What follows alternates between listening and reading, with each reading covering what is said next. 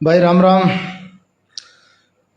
कुछ एक ऐसा विशेष मुद्दा है मैंने जिसकी हेडिंग लिखी है कि मान सिंह के वंशज। आज उन लोगों के लिए विशेष लाइव आया हूं जो लोग अपने आप को क्षत्रिय समझते हैं और हनुमान बेनीवाल का विरोध करते हैं। तो भाई उन लोगों से कहना चाहता हूं, अब कौन से बिल में छुप गए? हनुमान बेनीवाल तो अब भी बजरी माफियाओं के खिलाफ लड़ रहा है और तुम्हारा जो केंद्रीय मंत्री गप्पू बन्ना उसने उसको आदमखोर कह दिया है। अब क्यों नहीं बोल रहे हो? और दूसरी बात, मान सिंह का वंशज क्यों कहा इनको?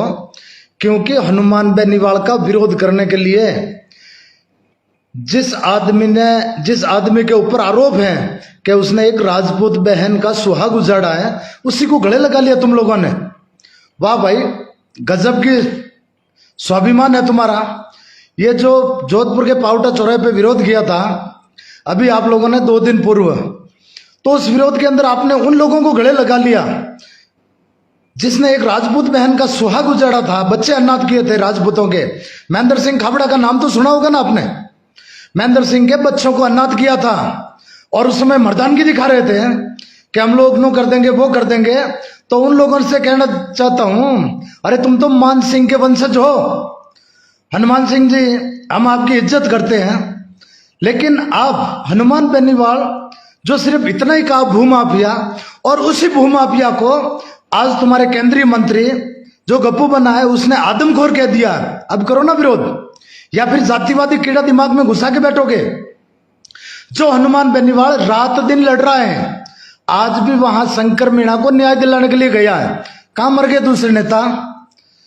भाई उन लोगों से अब मैं कहना चाहता हूं कि जो घंटियाली वाला, जिसका नाम लेने से तो कोई मतलब ही नहीं है, सब समझ गए होंगे, उस आदमी को यहां पे आप लोगों ने इनवाइट किया, बीच में बैठा या गले लगे यहां, और उसने एक राजपूत बहन का सुहाग उजाड़ा था।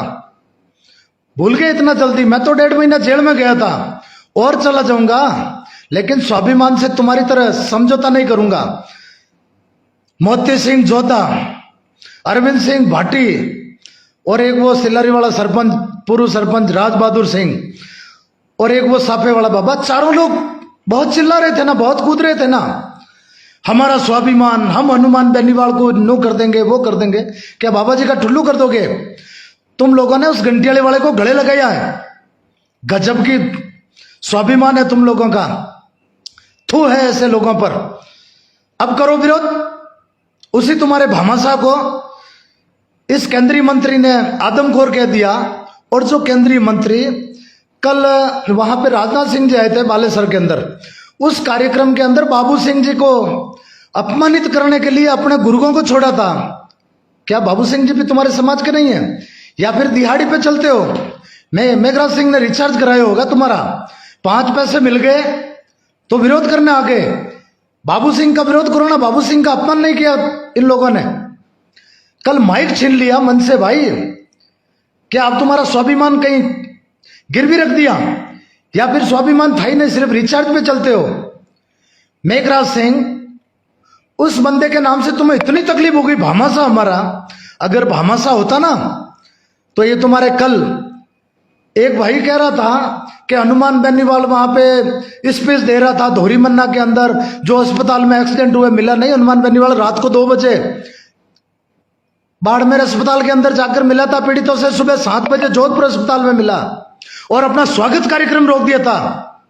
कल बाड़मेर के अंदर हजारों राजपूत समाज के लोग धरने पर बैठे थे आम सिंह की शहादत को जो उनका मर्डर हुआ उसको लेकर, लेकिन बालेसर के अंदर ढोल बाजे बज रहे थे, स्वागत हो रहा था। और यही तुम्हारा केंद्रीय मंत्री, तब स्वाभिमान नहीं था। सिर्फ हनुमान बेनीवाल से दिक्कत है ना तुम्हें? अरे हनुमान बेनीवाल तो वो बंदा है जिस दिन तुम जोधपुर के अंदर रांडी रोना रो रहे थे, हनुमान बेनीवाल के पुतले उसके जलाए जाते हैं जिनकी औकात नहीं होती है सामना करने की। उसी रात को हनुमान बेनीवाल बाड़मेर कलेक्ट्रेट रात को 12 बजे धरने पर बैठा था। वहां पे एक राजपूत समाज की महिला भी बैठी थी, लंबे समय से पीड़िता, एक मेघवाल समाज, एक नाइक समाज, एक जाट समाज, 4 समाज की औरतें वहां पे धरने पे बैठी थी। उनको न्याय दिलाने के लिए रात को 12 बजे जाके धरने पे बैठा। तुम दिन में भी 12 बजे बैठने की औकात नहीं तुम्हारी। और रात को 12 बजे बैठ के 3:30 बजे तमाम प्रशासन को बुला के उनकी वार्ता करवाई, और उनको न्याय दिलाने के लिए हर संभव प्रयास किया। और तुम मुजरे करने वाले, मेघराज सिंह ने 2 पैसे दे दिए, ठुमके करने लग गए। अरे वारे मोती सिंह जोधा, पिछली बार भी लड़ा था ना, और तेरे को किसान के बेटों ने बहुत सपोर्ट किया था। अब आ जाना तू मैदान में। क्यों यार, इतनी भी कोई हद होती है। हनुमान बेनीवाल ने यह चैलेंज कर दिया था तुम्हारे सामने कि अगर राजपूत समाज की मेघराज सिंह बजरी फ्री करता तो मैं आंदोलन वापस लेता हूं। सबके पैसे वही लगते हैं ना, राजपूत जो गरीब आदमी है जिनका मकान बनाना है तुम बनाओगे, तुम तो तलवे चाट के चंदा ले लेते हो। और दूसरी तरफ उन लोगों को तुमने गले लगा दिया यार। शर्म इस बात की आती है, कल से घुट रहा हूं, मैंने कहा लाइव आके अपने कम से कम बात तो रखें।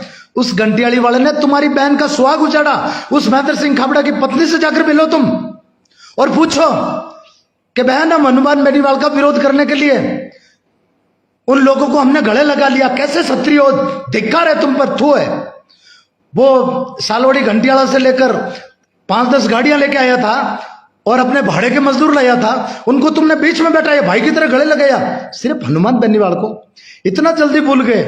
भोंगरा गैस त्रासदी वाला मामला, राजेंद्र सिंह विदोड़ी ने सही कही थी कि हमारे नामर्द जिनको 2.5 सांसद कहते हैं ना, वो उन्होंने कही थी कि हमारे 2.5 सांसद लोकसभा में बैठे थे।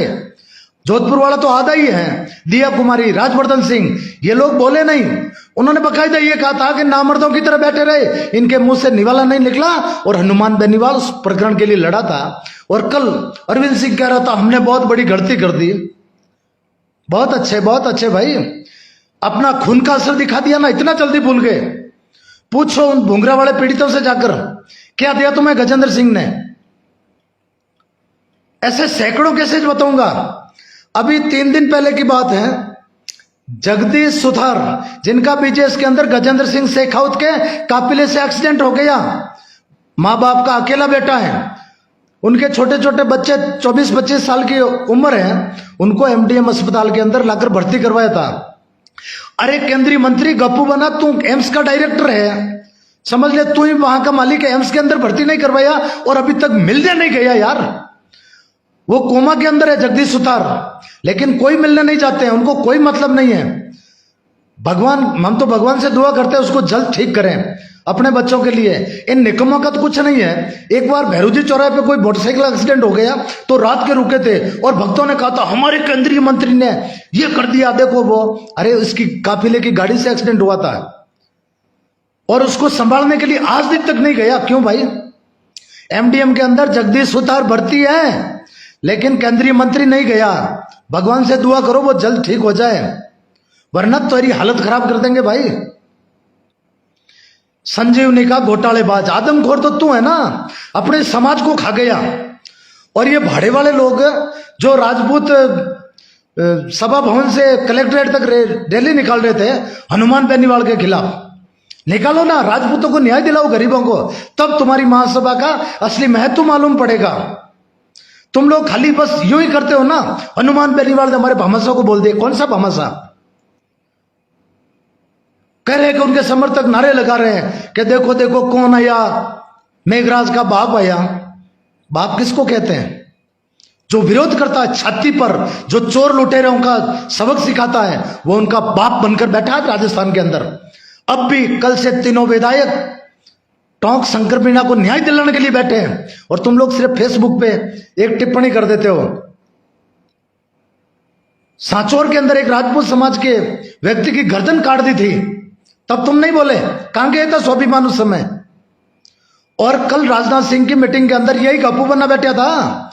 1 मिनट का शौक तो रखवा देते कि मेरी समाज वहां पे बैठी है और मैं उनको 1 मिनट के लिए हमारी राजपूत ने की कोख से पैदा हुआ हम सिंह, उसको न्याय दिलाने के लिए 1 मिनट का मौन तो रखवा देते। तुम लड़ रहे थे, इससे माइक छीन रहा था, बाबू सिंह का टिकट कटवा देंगे हम, राजनाथ सिंह के सामने इनकी छवि खराब कर देंगे। अरे तुमसे कोई फर्क नहीं पड़ने वाला, बाबा जी का ठुल्लू। और बाबू सिंह जी को कहते हैं पंचायत समिति चुनाव में आप ऊंट के ऊपर बैठे थे ना, एक झंडा भाजपा का, दूसरा आरएलपी का, फेंक दो ना वो झंडा। भाजपा वाले अगर नाटक करते हैं तो आ जाओ, घर बैठे बैठे जीतोगे आप। अच्छे व्यक्तियों का स्वागत है और ऐसे ढोंगियों का रोज कहता हूं, ये सिक्कर वाला मांगता क्या यहां पे, इसको भगाओ यहां से भाई। ये यहाँ के स्थानीय राजपूतों को सोचना पड़ेगा सबसे पहले। वही पक्ष लेते हैं ना, हमारा गप्पू बना, हमारा गप्पू बना। अरे इस गप्पू बना तुम्हारी पूरी कौम को खा गया। लोकसभा के अंदर, जोधपुर लोकसभा के अंदर 4 सीटों पे टिकट मिला था। सरदारपुरा से शंभू सिंह खेता सर को, भारतीय जनता पार्टी से शेरगढ़ से बाबू सिंह राठौड़ को,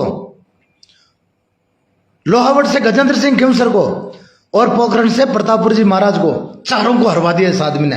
प्रतापपुर जी के लिए एक रत्ती पर भी मेहनत नहीं की। अगर जरा से भी मेहनत कर लेता तो वो जीत जाते। ये वही असली आदमी है जिसने एबीवीपी का टिकट दिलवाया था राजवीर माता को, और राजवीर भी पता नहीं क्यों झंडा लेके घूम रहा है एबीवीपी का। प्रचार एक पोस्ट तक नहीं की थी, लास्ट समय में पोस्ट कर दी थी। और ऐसे लोगों को तुम माला पहनाते हो। अभी ये जो पोनियों के पेवड़ा प्रकरण चल रहा था, इसके अंदर मलखान सिंह जी और बद्री जी ने गौशाला गिराने का समझौता किया था। पन्ने के ऊपर हस्ताक्षर करके आए थे और वह विरोध भारतीय जनता पार्टी के नेता पता नहीं कौन से बिल में छुप गए। अरे गौशाला गिर रही थी, हम लोग तो लड़ रहे थे ना, लेकिन वो जिद करके बैठ गए हम गौशाला गिराएंगे। तो हमने कहा चलो गिरा रहे हो तो दूसरी बनाओ वहां पे। तब मलखान सिंह जी ने 5 लाख रुपए देते। भाई जो लोग विरोध कर रहे थे ना, उनसे कहना चाहता हूं, कौम को इस ऐसे मोड़ पे मत खड़े करो। बिश्नोई समाज के लोगों को यह पता नहीं था कि वो असली मामला क्या है। जब उनको मालूम पड़ा कि वाकई में कुछ भूमाफियाओं ने पड़ोसी गांव में जाकर कब्जा किया है, तब वो लोग आए, अपना भाईचारा कायम किया। सैल्यूट करता हूं सब लोगों को जो समय रहते। पौधों से कोई दुश्मनी नहीं थी, पौधों पे ट्री गार्ड लग गए, पौधे 100 नहीं 500 लगा दो भाई, पौधों की दुश्मनी नहीं थी। लेकिन उन लोगों से कहना चाहता हूं जो शुरुआत में अग्रणी थे, अपनी कौम को इस तरह बेइज्जती करने के लिए कौम का नाम लेकर, मां अमृता देवी और महापुरुषों का नाम लेकर कभी स्वाभिमान की लड़ाई मत लड़ो। ये तुम्हारा निजी स्वार्थ था। उस निजी स्वार्थ के चक्कर में तुमने पूरी समाज को खड़ा कर दिया, लेकिन समाज को बाद में समझ में आया स्थानीय विधायक का उसके अंदर हाथ था। तब तो एक दिन के अंदर कुड़क हो गई, जाब्ता आया, जाब्ता वापस गया, खूब नाटक किए, लेकिन लोगों ने लड़ाई लड़ी, भाईचारा कायम रहा। किसी ने तू तक नहीं कहा, एक मुकदमा तक दर्ज नहीं हुआ और आपस में भाईचारा बैठ गए, लड़ दिए। लेकिन गौशाला गिराने का जो निर्णय था ना, वो मलखान सिंह जी का था। हमने कही साहब आप हिरण के लिए जान दे देते हो और गौशाला गिराना कैसे सोच रहे हो? तो बोले नहीं भाई ये तो गिरेगी। तो हमने कहा जो गौ भक्तों का पैसा लगा है उनका क्या होगा? तो बोले उनके लिए हम अपनी जेब से दे देंगे। तब बद्री जी ने 11 लाख और मलखान सिंह जी ने 5 लाख दिए थे। वो किस चीज के दिए थे? जो लोग विरोध कर रहे थे ना, संपत्ति पुनिया गलत है। अरे हम तो गोचर भूमि के लिए लड़े थे यारों, कि गोचर भूमि भूमाफियाओं से मुक्त हो, और वो हुई, अपने हाथों से हटाना पड़ा। भाई माफी चाहता हूं, तुम लोग ऐसे कृत्य मत करो कि महापुरुषों का अपमान तुम अपने हाथों से करते हो। हमने वहां जाकर यह नहीं कहा कि किसी महापुरुषों का बोर्ड हटाओ, वो हटाओ, तुमने गलत किया और वही हटाया। लेकिन भारतीय जनता पार्टी के किसी भी बड़े नेता ने उस पोस्ट ट्वीट तक नहीं किया कि गौशाला कैसे हटेगी। अगर तुम लोगों के अंदर मर्दानगी होती और तुम चाहते हो ना, कन्हैयालाल का मर्डर हो गया, उदयपुर में हुआ ना, यहां का तुम्हें कुछ नहीं दिखता। हिंदू मुस्लिम का मामला, जोधपुर के तमाम नेताओं से कहना चाहता हूं, भारतीय जनता पार्टी के, हिंदुत्व का ढोंग मत करो। अगर तुम्हारे अंदर मर्दानगी होती तो जिस जालोरी गेट चौराहे पर बरसों से भगवा झंडा लगा हुआ रहता था, उस शहीद की मूर्ति पर वो झंडा तुम वापस नहीं लगा पाए, झंडा नहीं लगा पाए तुम।